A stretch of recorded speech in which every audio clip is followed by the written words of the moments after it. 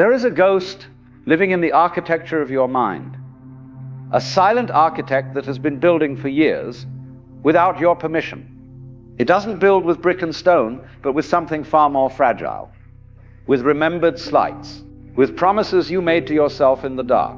Never again, you whispered. I will never be that vulnerable again. So you built a fortress. You thought you were building a sanctuary, a place of safety. But feel the walls now. Go on. Feel them. Are they warm? Do they hum with life? Or are they cold, smooth and hard and terribly, terribly quiet?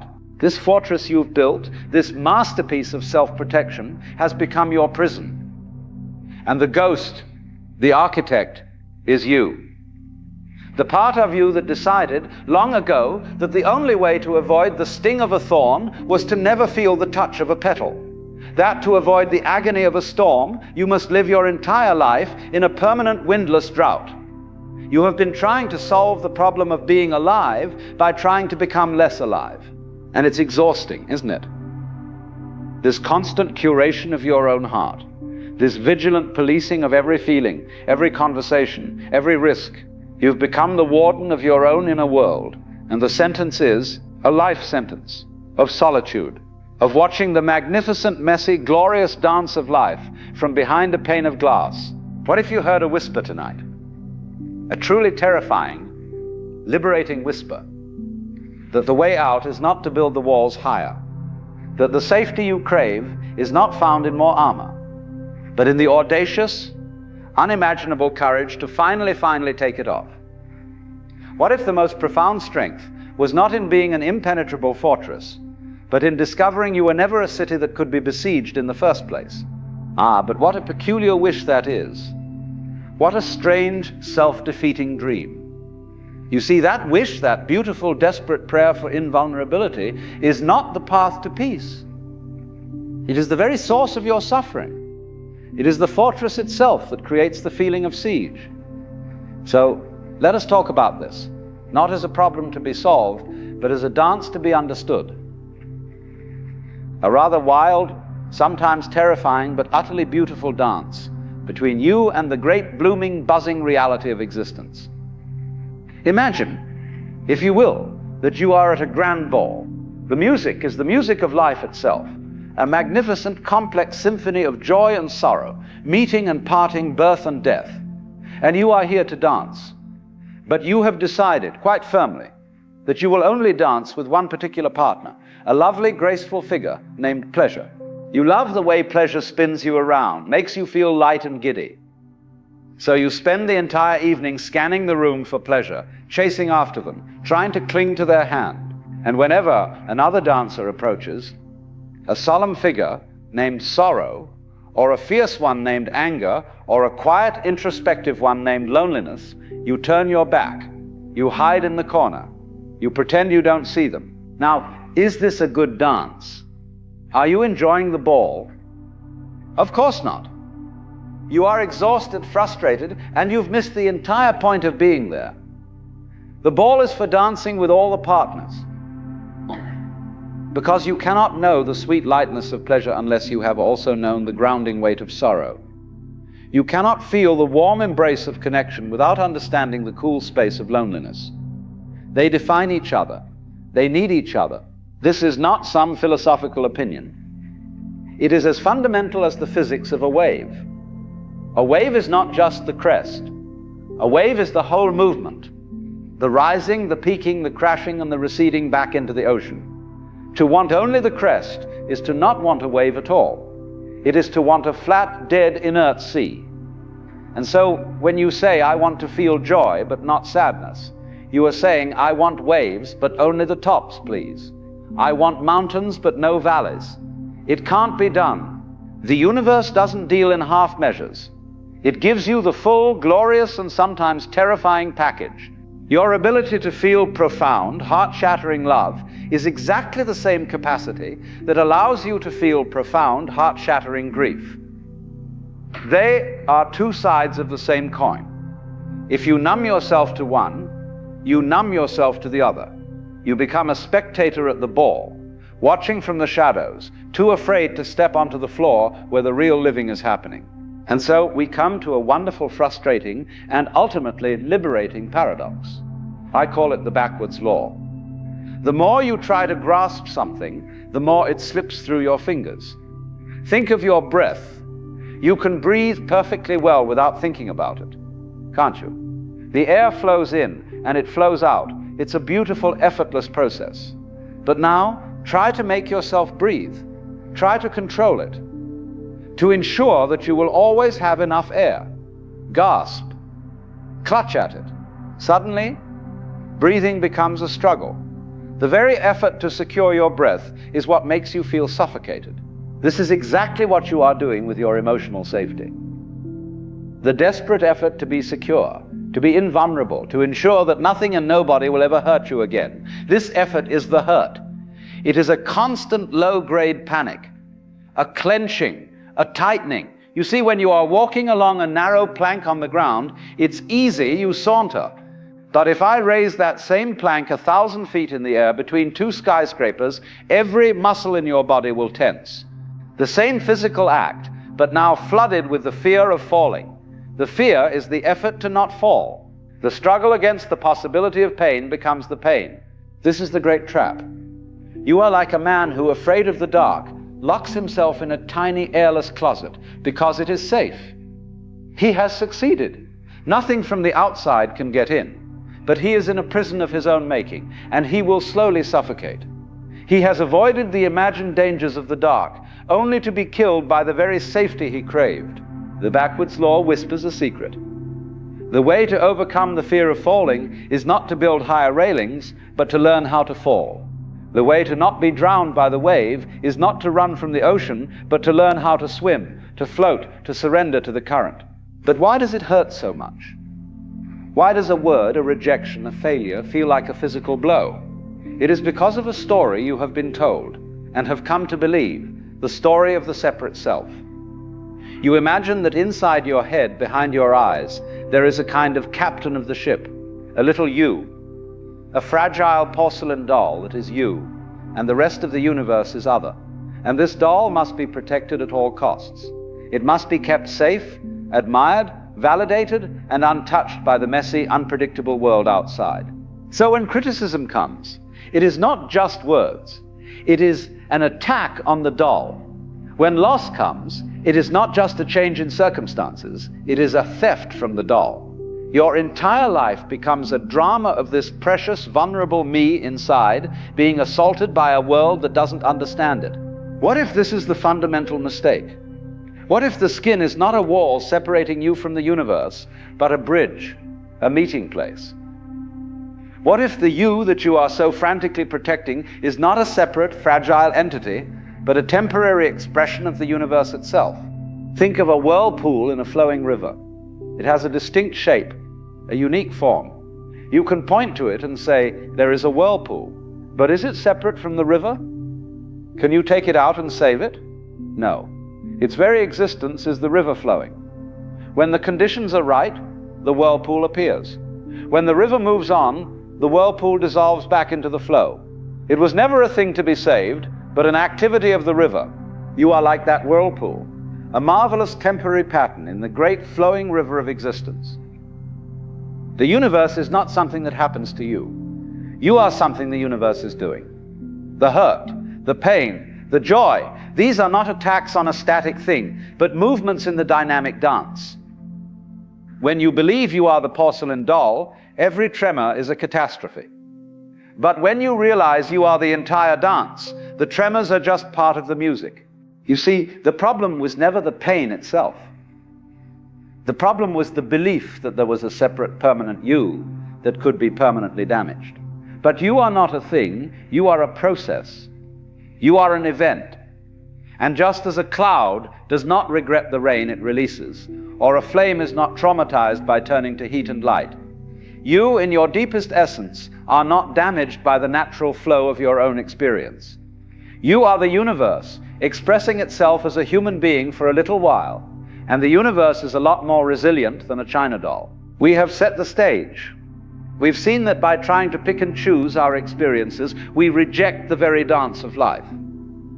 We've discovered that the struggle for security is what makes us feel insecure.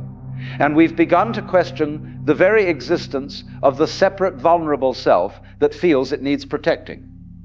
This is where we must pause, not with an answer, but with an invitation. An invitation to consider a radical, perhaps terrifying, but ultimately liberating possibility. That the way to be unhurt is not to build a fortress, but to realize you were never a city to be besieged. You are the open sky. So here we are, we've seen the trap. We've seen how the desperate wish to be unhurtable builds the very walls of our own prison. We've questioned the solidity of the lonely, separate self, the China doll, that feels it needs such desperate protection. But understanding is one thing, living is another. You can agree that the sky is vast, but if you spend your life in a basement, it remains a theory. The question now is not what to think, but how to live. How do you step out of the basement? How do you stop being the besieged city and start being the open sky? It begins with a simple yet profound shift in attention. A change in the very seat of your consciousness. Imagine your mind is a room. For your entire life, you have been standing in the very center of this room, completely identified with every thought, every feeling, every storm that blows through. When anger appears, you become anger. When fear arrives, you are fear. You are tossed and turned by the weather of your own soul. Now, I'd like you to try a little experiment. Don't try to stop the weather. Don't try to change it. Just take a step back. In your imagination, walk over to the window of this room and sit down, and now simply watch the weather. Look, here comes a cloud of anxiety. You see it forming on the horizon. Instead of screaming, "Oh no, anxiety, I have to get rid of it," you simply note it. Ah, there is anxiety. It has its own texture, its own color. It may even bring a little rain, but you are not in the rain. You are watching it from the window. Here comes a gust of remembered embarrassment. It rattles the window pane. Instead of becoming the rattling, you feel the vibration and think, "My, what a powerful gust." You don't deny it. You don't fight it. You acknowledge its presence, its force, and you let it pass through. This is the birth of what we might call the witness. It is not a new thing you create. It is the fundamental awareness that was always there, the screen upon which the movie of your life is projected. You are not the frantic characters on the screen. You are the vast, silent space that holds the entire picture. When you rest as this witness, a miraculous thing happens. The thought, "I am hurt," arises, and you can see it for what it is, a thought, a passing cloud. The feeling of devastation arises, and you can feel its full, fiery intensity without being completely consumed by it. Because a part of you knows, this is a feeling, it is happening, and I am the awareness of it happening. This does not numb you. On the contrary, it allows you to feel more fully, because you are no longer afraid of being annihilated by the feeling. You can let sorrow wash through you like a deep cello note, because you are not just the note, you are also the silence that contains the music. This watching is not a passive resignation. It is an active, dynamic, and deeply courageous state, the state of total allowing. It is what I call the muddy water principle. If you have a glass of muddy water and you want it to be clear, what do? You don't stick your hand in and try to claw the mud out. The more you agitate it, the murkier it becomes. No, you set it down. You leave it alone. You allow it to be exactly as it is, muddy, and in that profound, non-interfering allowance, the sediment, all by itself, settles. The water becomes clear. Your mind is the same. Your emotional body is the same. Your frantic efforts to fix yourself, to heal yourself, to purify yourself of negative emotions, this is you sticking your hand in the water. I shouldn't feel this anger, agitation. I must be more loving, more agitation. The path to clarity is through a radical, almost outrageous acceptance of the mud. When anger arises, instead of saying, I must not be angry, you can say, so this is what anger feels like in my body. How interesting. When fear arises, you can greet it. Hello, fear. You are a part of this experience too. Come in. Sit down. I will not fight you. This is not being weak. This is the ultimate strength. It is the strength of the earth that allows everything to grow upon it, the beautiful flowers and the rotting logs. It is the strength of the sky that has room for every kind of weather. By allowing the so-called negative emotions to be, you rob them of their negative power. They are no longer enemies to be fought. They are just visitors, aspects of the ever-changing human experience. They come, and if you do not cling to them, they will go. This is the great alchemy. What you allow transforms. What you resist persists.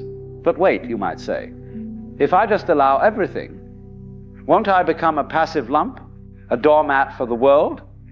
If I allow my anger, won't I just explode? If I allow my fear, won't I never leave my house? This is the final beautiful twist. When you are no longer identified with the emotion, you are free to respond to it with intelligence, rather than being compelled to react from it blindly. Think of a master archer. The novice is filled with tension.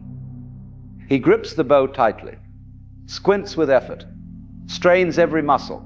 He is trying to make the shot happen. His effort is his obstacle. The master, however, is relaxed. He has practiced until the art is in his bones. He draws the bow, but there is no strain. He allows the arrow to fly. The action is effortless, and therefore perfectly accurate. Your emotions are the same. When you are the witness, you see anger arise, you allow it to be there. Because you are not possessed by it, you can now ask, what is this anger telling me? Is there a boundary that needs to be set? An injustice that needs addressing? And then from a place of clarity, you can act. Not as a raging tantrum, but as a precise, powerful, and appropriate response. This is action born of non-action. What the ancient Chinese sages called Wu Wei. It is the action of the universe itself. The grass growing without strain, the planets turning without effort. You become a conduit for intelligent life, rather than a bundle of conditioned reactions. You will still act in the world. You will still set boundaries, create art, fall in love, and strive for things. But the frantic, desperate quality will be gone. The fear that you will be hurt by the outcome will dissolve, because your sense of self is no longer tied to the outcome. You act because it is your nature to act, as it is the sun's nature to shine. You dance because the music is playing, not because you are trying to win a trophy. So you see, we have come full circle, but on a higher level. The title of our talk was a fantasy. Nothing and nobody will ever hurt you again. We thought it was a promise of a life without storms. But the real truth, the liberated truth, is that you are not something that can be destroyed by a storm. You are that which witnesses the storm. You are the vast, open awareness in which the entire drama of life, the pleasure and the pain, the victory and the defeat, plays itself out. You are the universe, waking up to itself. And what does the universe have to fear? It contains all things. It is all things. The next time you feel that familiar sting, that old ache, I invite you to try it. Don't build a wall. Don't run for cover. Take a gentle step back. Feel the raw sensation, the heat, the tightness, the vibration, and then feel the space around that sensation. The silence that hears the thought of hurt, the awareness that holds the entire experience. In that moment, you are not a victim of life. You are life itself, experiencing its own boundless, resilient, and ever-changing nature. You are the open sky, and no cloud, no matter how dark, can truly harm you. The dance is waiting, and you are not just a dancer on the floor. You are the music, the movement, and the space in which the dance is happening. So, dance. Not to avoid falling, but because you have discovered you cannot fall, you can only fly,